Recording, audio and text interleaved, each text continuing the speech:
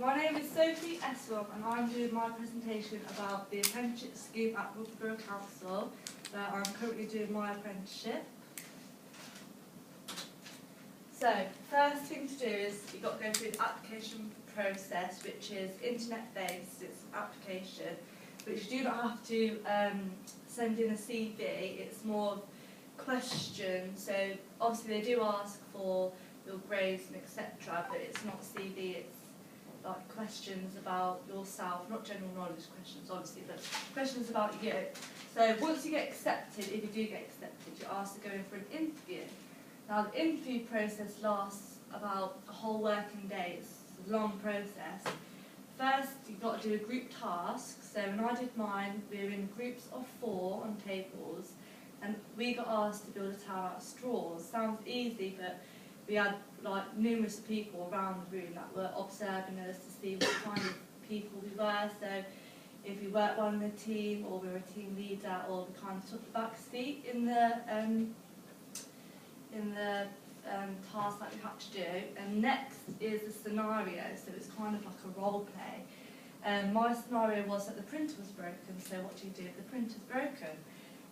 Sounds easy, but obviously like you've got to, it's more of a role play. You've got to like pretend that it's actually broken. What do you do? Who do you ask? Kind of thing.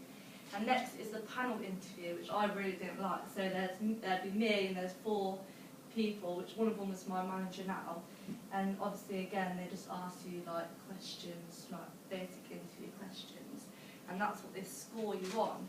So if you get accepted, the next step, obviously they'll give you a date, and then you'll be going in for your induction, which is when you start, and that's the part of your probation period. And when everyone starts, the first 3 months is in business support.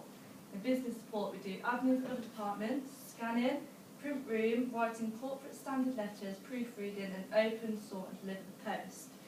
And the post routes is basically what we do throughout the day in business support. So we get in the morning, and the door has to be locked behind us, and we open all the posts that's been sent into the council that day, and it has to be done every single day.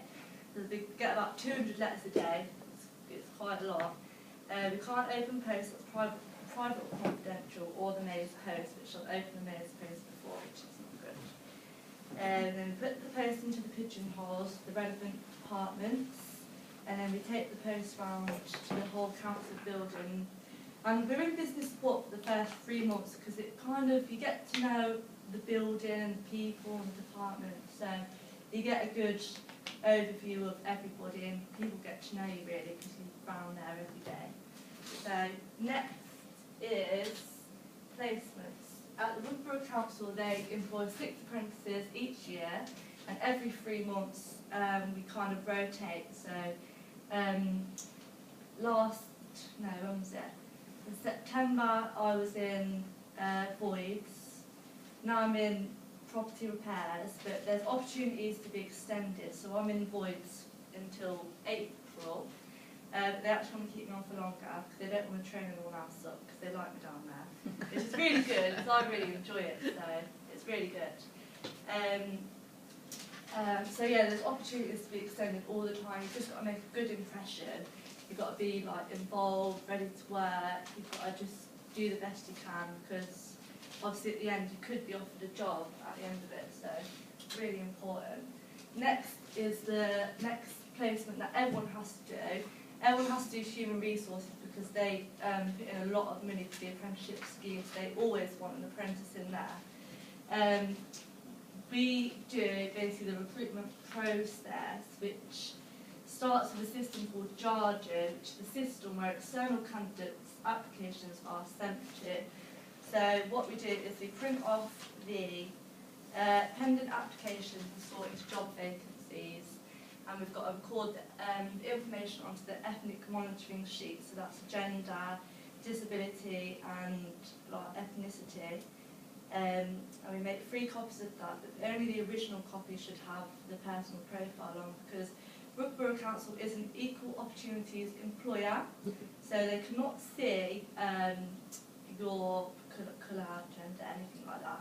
But if you are disabled, you automatically get an interview anyway if you're disabled. So, yeah. So if you're disabled, you get an interview, basically. that could be something that they can't see. So, that. Next is housing options, which I really, really enjoyed. Housing options and voids, they kind of go hand to hand. They're two different departments, but they're closely related because all applications start from housing options and only get moved on to voids if they're accepted. So basically it's quite in-depth, but I've tried to simple it out for everybody. So if you want to have a council house, for instance, the first thing that you have to do is go to the housing options team. So if you've ever been into the council, it's just the main reception, and then you've got them booths. So I don't know if anyone's been there, the council? Yeah, it's just them booths at the back. So you ask to speak to a housing officer, and then they'll go through an application process with you, and they'll determine if you're eligible for a banding. Now, the banding criteria is very strict, and if you don't get a banding, then you don't get put on the waiting list. So, band 1 is homeless, or lack of facilities, or the condition of the property is seriously detrimental to health, to the health of the household, and the defects to the property cannot be readily remedied. So that's basically if the house is, you just can't, it's not livable anymore, or you're homeless. Next, band 2 is threatened with homelessness. Band 3 is minor disrepair, no risk to health or safety, or low medical needs where a move would improve their health. Or band 4 is applicants over 60 who have no identified housing need, but over 60 will be put in sheltered housing, which is, so in Rugby we have Dryden Place or John Freights, I think it's called in town, or there's one in Long Lawford, so there's different sheltered housing communities for the over 60, and they get like housing wardens, so they get like the little pulley alarms in the house if you need any help or anything like that. But if you're disabled, you also get to put in the sheltered housing because there's more support. There's normally also like communal rooms with the like communal bathroom. There's also a room that if you have guests they can stay, you can book the room, things like that. So if you are eligible for a banding, your application will then move into voids, which I was there for 3 months. I really like voids. So in voids, we do pre-termination inspections, allocations and sign-ups. My favourite part was the pre-termination inspections. It's something that you've got to enjoy. In my experience, this was the worst one that I'd been to. I went round with somebody to a house, it was quite near me as well, it was on my road. It was really bad. You went in there, the whole kitchen was pulled down, there was holes in the doors, ceilings, there was like needles all over the house, under the child's bed. It was awful. And that's what the tenants have done? Yeah, that's what the tenants, like the pre-termination inspections are houses where ex-tenants have moved out, and obviously the voids go to the houses and pass on the work to the property repairs people, but we have to go and do the inspections to give the repairs. But you can literally find all kinds of things in there. You have to wear like your shoes and your gloves because it is literally awful. Like we had to look thoroughly into Some the people house. have abused their accommodation. Yeah, but there was needles under the child's bed. It was really, really awful. And that was on the same road as me. So, Have they been evicted, have they? they had to flee because of domestic abuse. To be put into like a hostel thing. But it was really awful. But so you got to like the job because it gets really bad. But that's the worst one I've been to. Some are all right, you know, people look after their places, but that was really bad. So that's the first step, is the pre-termination inspections. The repairs get moved on to the team that I'm in now. And then once the houses are ready, we normally have a turnaround of about 20 houses per month that we turn around. So they start off as voids, they get repaired, we turn around, put them on the list, so they get ready for other people. But if you think about it, 20 houses per month, there's about more than 1,000 people on the waiting list. That's going to take 4 years for everyone on that list to be housed, and that's without anybody going on the list in the meantime. So we've got a struggle with, like, we haven't really got a lot of properties, but the turnaround's quite quick. It just depends if people are moving out. So every time somebody moves out, you have to do this. Yes, this, every time inspection. someone moves out, we have to do a pre-termination inspection. But there's 2 people in voice that like specify in that. That's what I love doing though. So they kind of let me go around with them because I'm a bit nosy. I like looking around people's houses. I really liked it. But yeah, so I think that's it actually. Oh no, one more. So outcome and pros. There's opportunities to apply for a permanent job. So at the moment, I could now apply for a permanent job at the council because I've been there longer. Past my probation, I've been to enough placements now. So there's a job coming up, you know, I could just apply for anything permanent.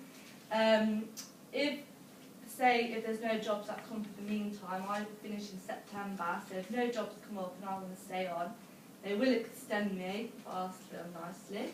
We have a flexi time system, which I don't know if anyone else has that. Does anyone else have flexi Used to time? years ago. Yeah. Yeah, it's really, really good. Like, I love it because I've got a daughter, you see, so if I need to go to doctor's appointments or pick up from nursery early, it's really good. So we have like a system, it's on an Excel spreadsheet, and so the day starts at 9 and it finishes at 5.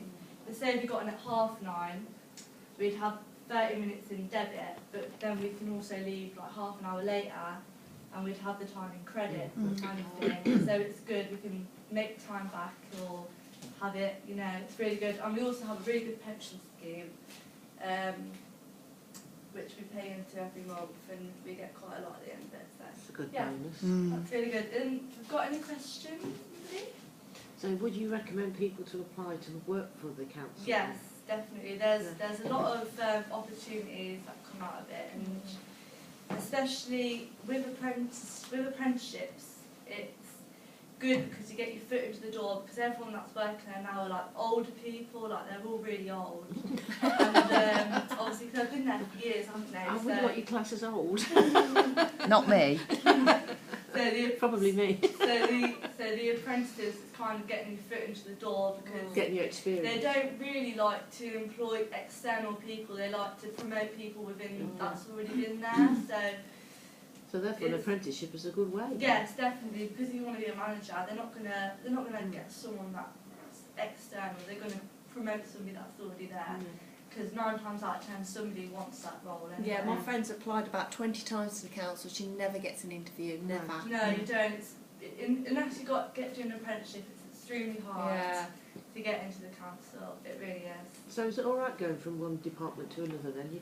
You know, you get used to one department and then you moved on. Yeah, see, that's what I like it. Like where I am at the moment, I don't want to leave. I know I'll have to leave. Like, it is nice because you kind of get to go around the building, like different departments. It's good if you don't like somewhere. You get to move You around. know you're going to be there for a short while. Yeah. Then we've got someone that's just started, but they're doing their whole apprenticeship in benefits. Turns out they don't like benefits. Oh no. But they have to stay there. Yeah. So it's good, but it's bad. It's good, like if you don't like it, but obviously if you do like it, but there's always a chance to go back. If you want to go back, you always can. So. Well done. Yeah, well done. Well done. Thank you, Sophie. Well done. Yeah.